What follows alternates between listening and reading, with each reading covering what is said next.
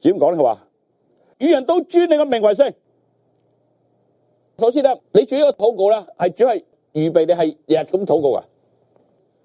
佢話今日嘅飲食賜俾我哋，冇話今日仲有永遠嘅飲食賜俾我。而家合唔合禱告係咪啊？即係預備你日日都咁樣禱告。嗱，呢個好重要。咁你話我好忙啊，主耶穌。主耶穌話由你點忙你係得噶。如果佢太忙嘅話，你就冇咁忙。如果你太忙到都唔能夠向神禱告嘅，第一點就係你忙錯咗。另一點就話咧，你唔知道忙緊可以幫佢講嘢，所以日噶呢個事，最重要係日日，好緊要。你唔好睇咗求喎，你發現後邊好多都求噶，唔好睇小祈求，因為祈求唔單止係祈求，因為祈求都有愛噶。我點樣求嗰啲嘢咧？就因為我愛神啊嘛，呢求嗰啲嘢，同我愛頂姊妹啊嘛，我先會咁求。就祈求咪就係求嘢咁簡單噶。詩篇145篇佢點啊？佢幫誠心求過去人相近，你可以親近到神喺祈求中，因為有愛。仲有一樣，我哋唔係單求噶嘛。我想你禱告中喺呢度簡單啲主張一啲方向講俾你聽啫。保羅教咗你啦，或者包括咪有感謝係咪？咁樣祈求神。同你開中間有敬拜，主要將到咧嗰啲重要嘅路講俾你聽嘅話，使唔使睇緊求啊？好緊要，好緊要。你睇馬可福音嗰度，後來又跟住教佢哋啊。佢話求就佢會俾我哋攞翻俾你話係咪？咁講，求咗佢俾攞翻俾你話。有兩個朋友，有啲人係冇餅擺上去招待，喺敲門啦，喂，開門啦，借幾個餅俾我。咁嗰個爸爸幫你仔瞓得覺啦一齊，唔想起身俾，咁但係情意迫切嘅直求，繼續求。本來只係因為個朋友都唔想起身噶，第一日佢咁樣都起身俾啲餅佢。如果一啲需要分享講信息嗰啲，你呢啲有用噶。阿爸我都冇乜餅俾而家呢啲弟兄姊妹，俾啲我。正有一個嘅窮寡婦嗰個不義觀念啊嘛，神願啊，神願啊，神願咪啫，又係咁樣。唔係作文章就好聽啊，作文章好聽個乜難聽你又萬蚊。總之就係神願啊，神願咪啫。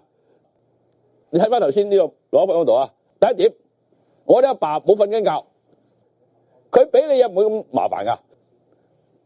嗰人又可能要整醒個仔又唔定，或者又要開盤就搞震，已經瞓到好舒服，已經想我騷擾我瞓一瞓咁臨俾佢搞醒我。嗱，我睇我爸咪瞓覺。另外咧，阿爸梗係愛我哋係咪先？所以主要一直鼓勵我哋到神面前攞嘢噶，又話咧冇話求蛋俾蠍子你，求麵包俾個狗食你，就嚟到我屋企啊！我都整啲好嘢俾食啊！我唔可以揾啲最渣就係抌嗰啲，點樣？你阿爸點解你話？所以主鼓勵我哋去求，即係求錯咗都唔緊要，反正你求蠍子，佢俾個蛋你；你求條蛇，佢俾條魚你。唔好睇緊求真係，因為佢尊重你自由，而家有萬世戰爭，佢估你太厲害啦！主仔就又係一次叫你求。如果唔係，我哋好貧乏噶。因為雅各書都話咧，我得一着，因為我不求。你日都求啊，你咪神嚟啊嘛！你咁大嘅需要，有魔鬼，有肉體，有啲世界咁邪惡，而家你點搞佢？所以而家啲弟兄，如果你唔係親近主，唔行甜嘅日程啦，我幫你講，你點搞佢？我問你。另外咧。你讀晒主嘅禱告，都發現啦，成日嗰度講翻晒都係神嘅心意嚟噶。你一讀去睇到啊，全部都講翻晒神嘅心意，好似而家我田米城嗰度一樣。其實今年都係你嘅人生意義嚟噶。其實主整個禱告咧，就已經係你整個生活嘅方向指引同埋標杆嚟啊，根本就同埋各方面重要嗰啲嘅嘢，有唔同嗰啲重要嘅 area 範圍，你唔可以忽視噶。如果你想話生活勝利榮耀，完成神嘅心意啦，你唔能忽視噶，最揀咗嗰啲你冇辦法忽視嘅範圍，你要禱告啊！咁你睇到你個需要，咁就好重要好重要嘅地方，透禱嘅點解佢無造你嘅生命就係人生。你日咁禱告咧，嗰啲嗰寶貴嘅禱告咧點啊？可以無造你心靈，所以心靈就似個禱告所講嘅內涵。